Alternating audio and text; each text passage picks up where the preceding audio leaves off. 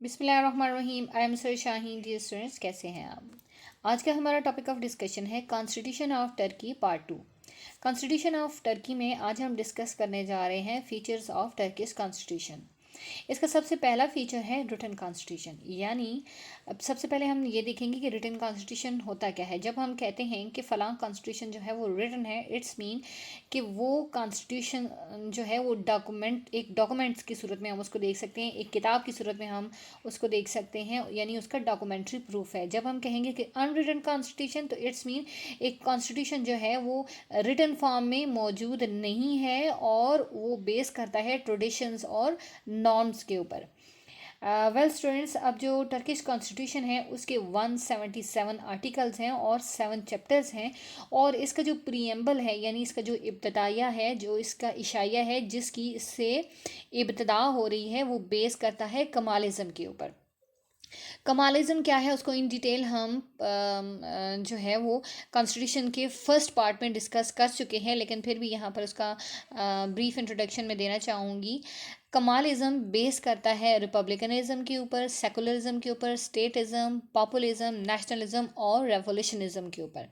सबसे पहले हम देखते हैं कि रिपब्लिकनिज्म से मुराद ये है कि head of the state is elected president. Secularism से मुराद ये है कि स्टेट का कोई ऑफिशियल रिलीजन नहीं है, जैसे कि पास्ट में जो है वो सल्तनत उस्मानिया का जो है वो रिलीजन जो था वो इस्लाम था, जबकि अब मॉडर्न जो तुर्की है ये सेकुलरिज्म के ऊपर बेस कर रहा है। स्टेटिज्म से मुराद ये है कि स्टेट का सारा फोकस जो है वो स्टेट के ऊपर होगा, उसकी इकोनॉमिक ग्रोथ और डेवलपमेंट के ऊपर होगा। पॉपुलिज्म से मुराद ये है कि लोगों को नुमाइंदगी का हक दिया जाएगा और स्टेट के जो इंस्टीट्यूशंस हैं वो उनमें लोगों की नुमाइंदगी होगी और लोग अपने नुमाइंदों को खुद चुनेंगे। नेशनलिज्म से मुराद ये है कि कौमियत परस्ती को फ़रोग दिया जाएगा, क्योंकि नेशनलिज्म की फीलिंग की वजह से ही मॉडर्न तुर्की जो है ये वजूद में आया। रेवोल्यूशनरिज्म से मुराद ये है कि जितनी भी जदीद पॉलिसीज़ हैं, थॉट्स हैं, उनको फ़रोग दिया जाएगा ताकि जो तुर्की है उसको उसकी डेवलपमेंट जो है ये मज़ीद आगे बढ़े। यही वजह है स्टूडेंट्स, हम देखते हैं कि आल दो कि तुर्की में इस्लाम तो कहीं बहुत पीछे रह गया है, लेकिन 100 सालों में, यानी कि जो मॉडर्न तुर्की है ये 1922 में इसका आगाज़ हुआ और 2022 में इसके 100 साल मुकम्मल हो चुके हैं। और इन 100 सालों में तुर्की जो है ये 9वीं पावरफुल मिलिट्री है और ये 10वीं पावरफुल इकॉनमी है दुनिया की। अब हम देखते हैं कि जो वॉर ऑफ इंडिपेंडेंस थी तुर्की में, वो मिलिट्री में ने लड़ी थी। और मिलिट्री चूंकि एक सेकुलर इंस्टीट्यूशन है, तो इस वजह से टर्किश सेकुलर आइन की हिफाजत भी सेकुलर मिलिट्री ही करेगी, ये तय कर दिया गया था कॉन्स्टिट्यूशन में। यही वजह है कि आज तक तकरीबन 6 मिलिट्री कोप हो चुके हैं। जैसे ही कोई सिविलियन हुकूमत इस्लामाइजेशन की कोशिश करती है, यानी इस्लामिक लॉ बनाती है या उन्हें इम्प्लीमेंट करने की कोशिश करती है, तो थ्रू मार्शल लॉ या थ्रू एमरजेंसी उस गवर्नमेंट को हटा दिया जाता है। अब चूंकि नेशनलाइजेशन की पॉलिसी को अडॉप्ट करना, उसको डेवलप करना, ये भी कॉन्स्टिट्यूशन के इब्तदाइया में उसके प्रीएम्बल में मौजूद है। तो इसी वजह से जो टर्किश नेशनल लैंग्वेज है वो जो है वो तुर्किश लैंग्वेज है। लेकिन पहले इसका जो स्क्रिप्ट था वो अरबी में था, उसे चेंज करके लैटिन स्क्रिप्ट बना दिया गया। सेकंड जो इम्पॉर्टेंट चीज़ है वो आइन जो है, कॉन्स्टिट्यूशन जो है वो सुप्रीम है और बेसिक राइट जो हैं उनकी प्रोटेक्शन भी, ये भी कॉन्स्टिट्यूशन की रिस्पॉन्सिबिलिटी है। सेकंड हम देखते हैं जी feature of the constitution, that is presidential, यानी टर्किश कॉन्स्टिट्यूशन जो है ये प्रेसिडेंशियल है। और प्रेसिडेंशियल फॉर्म ऑफ गवर्नमेंट में हेड ऑफ़ द स्टेट जो होता है वो सदर होता है। हम देखते हैं कि 2016 में मार्शल लॉ लगाने की कोशिश की गई, मार्शल लॉ तब आता है जब पार्लियामान के पास पावर ज़्यादा होती है, through vote of no confidence और थ्रू अदर मीन्स जो है वो गवर्नमेंट को हटा दिया जाता है या मार्शल लॉ ईजी से लगाया जा सकता है। तो इसी वजह से इस कोशिश को, यानी 2016 में जो कोशिश की गई थी, इस कोशिश को, मार्शल लॉ की कोशिश को नाकाम बना दिया गया और 2017 में अमेंडमेंट करके सदर की पावर्स बढ़ा दी गई। चूँकि पहले सदर को पार्लियामेंट जो है वो अपॉइंट करती थी, अब सदर जो है वो डायरेक्ट इलेक्शंस के थ्रू इलेक्ट होता है, उसको असेंबली इलेक्ट नहीं करती। पहले सदर अकाउंटेबल नहीं था, अब सदर को अकाउंटेबल बना दिया गया है और सदर जो है ये 2 साल के लिए इलेक्ट होता है। और अब स्टेट के अंदर जो मैक्सिमम पावर्स हैं वो सदर ही इंजॉय करता है, और जब प्रेसिडेंशियल पावर ज़्यादा होती हैं तो मार्शल लॉ जो है उसको, उसके इम्प्लीमेंट होने के या उसके लगने के चांसेस बहुत कम हो जाते हैं। Next point is unicameral legislature. अब टर्किश जो लेजिस्लेचर है वो यूनिकैमरल है, यानी ग्रैंड नेशनल असेंबली। अब इसको डायरेक्ट इलेक्ट किया जाता है और इसके मेंबर्स को डेपुटीज़ कहा जाता है। अब चूंकि लेजिस्लेचर के जो मेंबर्स थे 2017 से पहले, यानी जो डेपुटीज थे ग्रैंड नेशनल असेंबली के, उनकी स्ट्रेंथ थी 550, जबकि 2017 की अमेंडमेंट के बाद इसके जो डेपुटीज हैं उनकी मेंबरशिप जो है वो 600 हो गई है।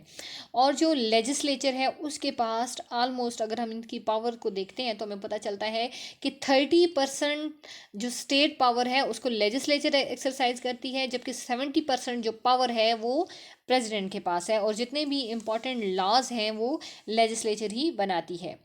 Next important point is unitary form of government.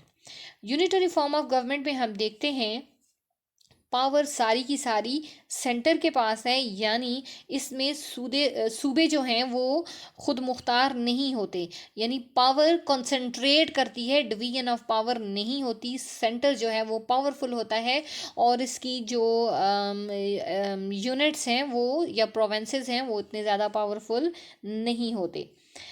Next point is Republican.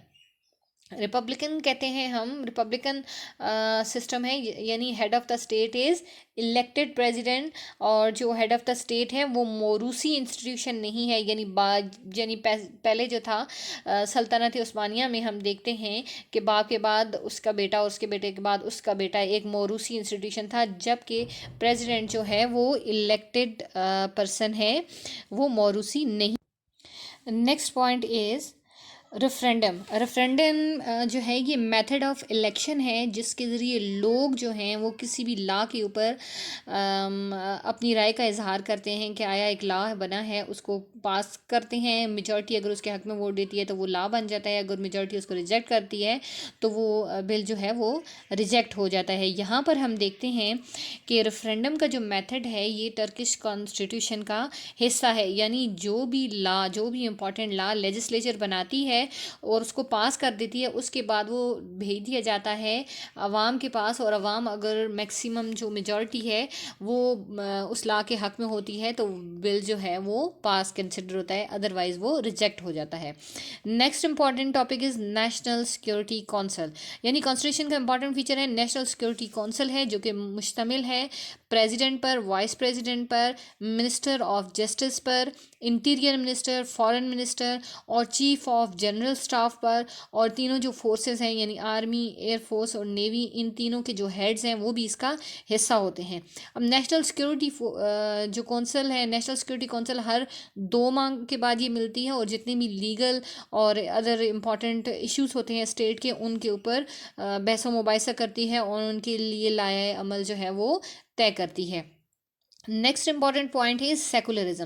Secularism से मुराद ये है कि स्टेट का, टर्की का कोई भी ऑफिशियल रिलीजन नहीं है। Next important is fundamental rights, यानी इंडिविजुअल्स के जितने भी फंडामेंटल राइट्स हैं उनकी प्रोटेक्शन कॉन्स्टिट्यूशन में क्लियर कट बता दिया गया है कि इन राइट्स की प्रोटेक्शन जो है वो हुकूमत करेगी, और ये बता दिया गया है कि इंडिविजुअल की कौन कौन सी रिस्पॉन्सिबिलिटीज़ हैं और कौन कौन से राइट्स हैं। Next important one is nationalism, यानी कॉन्स्टिट्यूशन में क्लियर कट बता दिया गया है कि कौमियत परस्ती को फ़रोग दिया जाएगा, और जितनी भी एलिमेंट्स हैं एक कौम को यूनाइट करने के, उन्हें ना सिर्फ डेवलप किया जाएगा बल्कि उन्हें मज़ीद जो है वो बढ़ा चढ़ा कर पेश किया जाएगा, उन्हें प्रोपेगेट किया जाएगा ताकि जो टर्किश नेशन है वो स्ट्रांग हो सके। Next important is martial law. यानी हुकूमत का ये राइट है कि जब भी वो पूरे मुल्क के अंदर या किसी भी हिस्सा में मार्शल लॉ या इमरजेंसी को डिक्लेयर कर सकती है अगर वो स्टेट की ज़रूरत है। मल्टी पार्टी सिस्टम, चूँकि खिलाफत उस्मानिया में कोई पार्टी सिस्टम नहीं था, मौरूसी हुकूमत का निज़ाम था, तो जदीद तुर्की की जब 1922 में बुनियाद रखी गई तो मल्टी पार्टी सिस्टम इंट्रोड्यूस करवाया गया। और मेजर जो 5 पॉलिटिकल पार्टीज़ हैं उन पार्टीज़ में जस्टिस एंड डेवलपमेंट पार्टी है, रिपब्लिकन पीपल्स पार्टी है, डेमोक्रेटिक लेफ्ट पार्टी है और नेशनल एक्शन पार्टी है। ये इंपॉर्टेंट पॉलिटिकल पार्टीज़ हैं टर्की की जो इसके पॉलिटिकल सिस्टम को चला रही हैं। वेल स्टूडेंट्स, अगर हम अपने लेक्चर को कंक्लूड करते हैं तो हमें पता चलता है कि मॉडर्न जो तुर्की है उसकी बुनियाद कमालिज़म के ऊपर है और कमालिज़म के जो 6 फीचर्स हैं वही इसका इंट्रोडक्टरी पार्ट है कॉन्स्टिट्यूशंस का। और तुर्की जो है आल्दो के इस्लाम के हवाले से अगर देखा जाए वो बराए एक मुस्लिम स्टेट है, लेकिन वो इकनॉमिकली और मिलिटरीली बहुत ज़्यादा तरक्की कर चुका है अपने कमालिज्म के फीचर्स की वजह से। यही वजह है कि तुर्की जो है ये north Atlantic treaty mean NATO का मेंबर है और ये यूरोपीय यूनियन का मेंबर बनने के लिए भी अप्लाई कर रहा है। So students, thank you very much for listening.